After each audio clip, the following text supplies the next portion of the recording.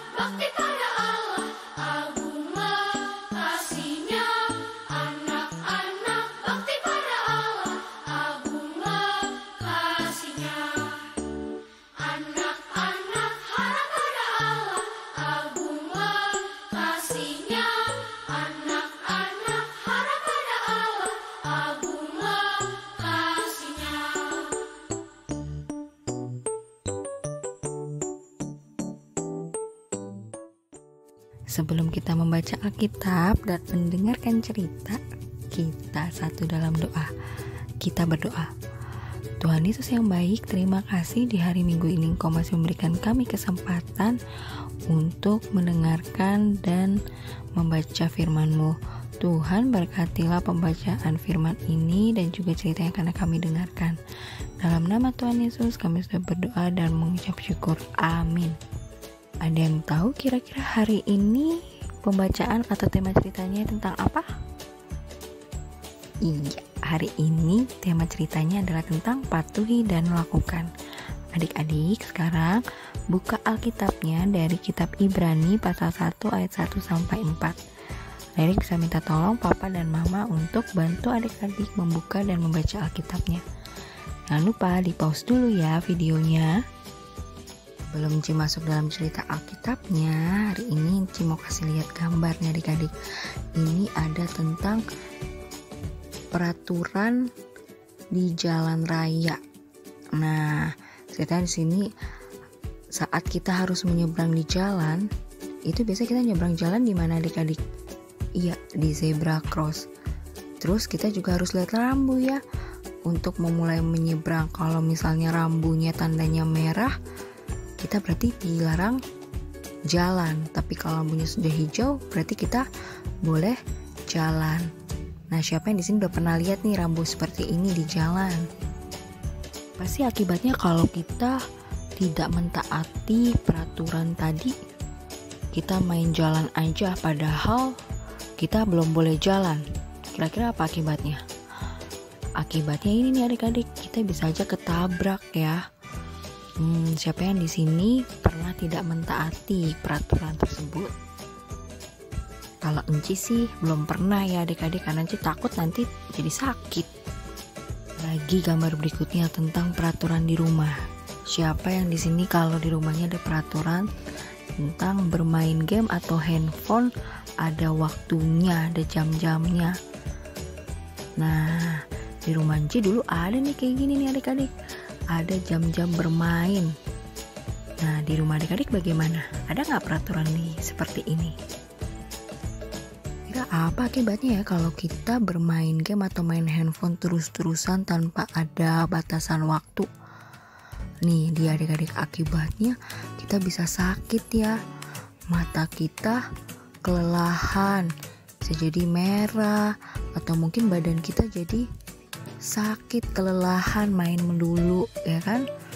Atau mungkin yang kedua akibatnya adalah nilai kita jadi jelek gara-gara kita nggak belajar ya, jadinya nggak ngerjain PR gara-gara kebanyakan main. Siapa yang di sini suka kayak gitu? Kalau Enci belum pernah ya adik-adik ya untuk melanggar peraturan ini, karena kalau nanti sakit atau nilainya jelek bisa dimarahin papa mama.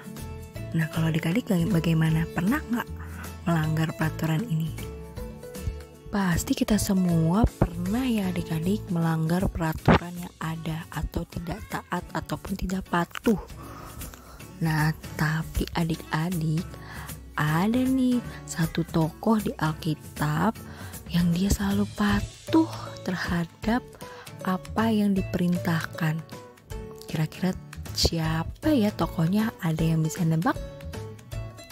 Dan sekali, tokohnya itu adalah Tuhan Yesus. Dia adalah tokoh yang perlu kita contoh ya adik-adik, karena Tuhan Yesus itu selalu patuh terhadap apa yang diperintahkan.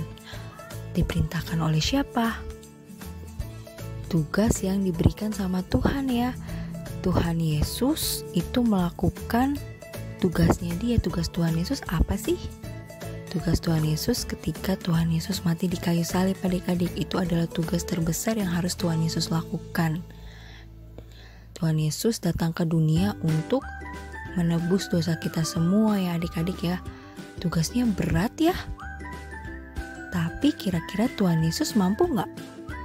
Mampu adik-adik. Bagaimana caranya ya? Tuhan Yesus bisa mampu melakukan tugasnya dengan baik? Dengan berdoa. Tuhan Yesus sebelum memulai melakukan tugasnya, dia berdoa dulu adik-adik. Meminta kekuatan agar dapat melakukan tugasnya. Nah adik-adik, melalui cerita Enci hari ini, kita mau diingatkan ya adik-adik dari contoh teladan Tuhan Yesus. Tuhan Yesus itu selalu patuh dan taat dalam melakukan tugas yang diberikan. Begitu juga dengan kita nih adik-adik. Tuhan Yesus mau supaya kita menjadi anak-anak yang selalu mentaati peraturan ataupun perintah yang diberikan. Misalnya, ketika kita membuang sampah sembarangan, padahal ada larangannya, ada tempat sampah, tapi kita malah buang sampah sembarangan. Betul atau tidak? Tidak betul ya sikap seperti itu ya. Kita harus membuang sampah pada tempatnya. Begitu juga kalau misalnya adik-adik lihat papa atau mama atau mungkin teman adik-adik ada yang melakukan hal seperti itu, kita harus tegur ya. Bilang papa, mama, atau siapapun teman adik-adik, kita harus buang sampahnya di tempat sampah. Kalaupun tidak ada tempat sampah terdekat, kita harus simpen dulu sampahnya, baru sampai rumah dibuang. Nah, terus berikutnya adik-adik, kalau misalnya adik-adik lagi pergi sama papa atau mama, terus ngeliat papa atau mamanya sedang bawa kendaraan sambil nelpon, adik-adik bisa negur ya papa mamanya, "Pa, Ma, jangan sambil telepon." Karena kenapa? Kalau misalnya sedang bawa kendaraan, kita jadi liatin handphone terus, atau lagi nelpon jadi nggak fokus, nanti yang ada malah celaka adik-adik. Nah adik-adik harus mengingatkan ya, menegur. Nah lalu saat ini nih adik-adik, kita sedang dalam masa pandemik COVID-19 ya.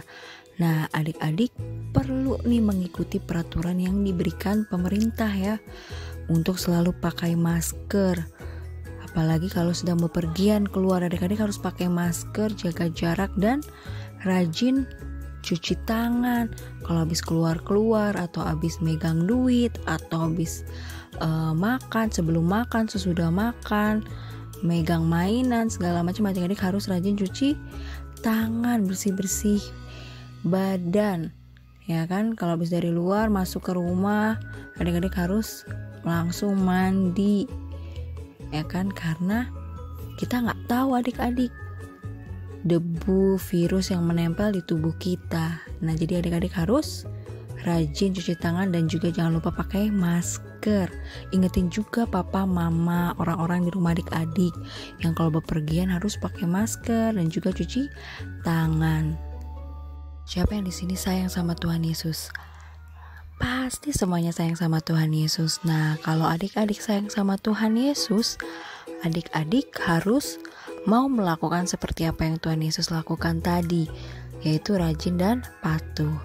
Nah, siapa sih Tuhan Yesus menurut adik-adik di dalam kehidupan adik-adik? Kalau di dalam kehidupan Enci, Tuhan Yesus itu adalah yang pertama seorang juru selamat. Dia yang sudah menebus dosa kita karena Dia mengasihi kita. Dan yang kedua, Tuhan Yesus itu seperti penyembuh ya adik-adik ya. Dia itu adalah sumber segala kesehatan, sumber segala kesembuhan. Nah, lalu yang ketiga, Tuhan Yesus itu adalah pelindung kehidupan kita. Dia yang selalu menjaga dan melindungi kita di setiap waktu. Nah, kalau misalnya kita sedang sedih, marah, takut, Tuhan Yesus itu selalu ada adik-adik. Jadi adik-adik gak perlu takut atau sedih. Ya, di sini Enci punya aktivitas nih buat adik-adik. Kalau tadi kan Enci udah dikasih tahu nih ada 3. Buat Enci, Tuhan Yesus itu seperti 3 hal tadi, yaitu juru selamat, penyembuh, dan juga pelindung. Nah, sekarang giliran adik-adik yang menceritakan, menurut adik-adik Tuhan Yesus itu seperti apa sih di kehidupan adik-adik? Ceritakan dalam waktu 1 menit ya. Lalu jangan lupa dikirimin hasilnya. Terima kasih.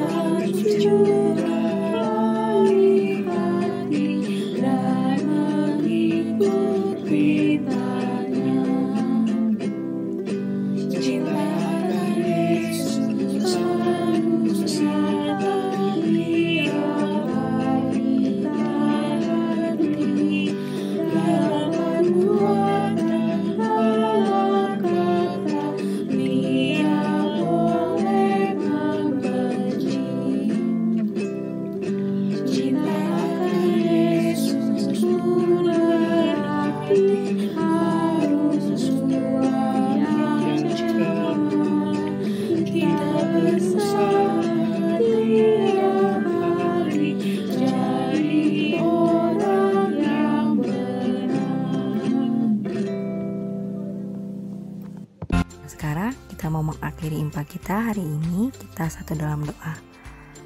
Lipat tangan, tutup mata, kita berdoa.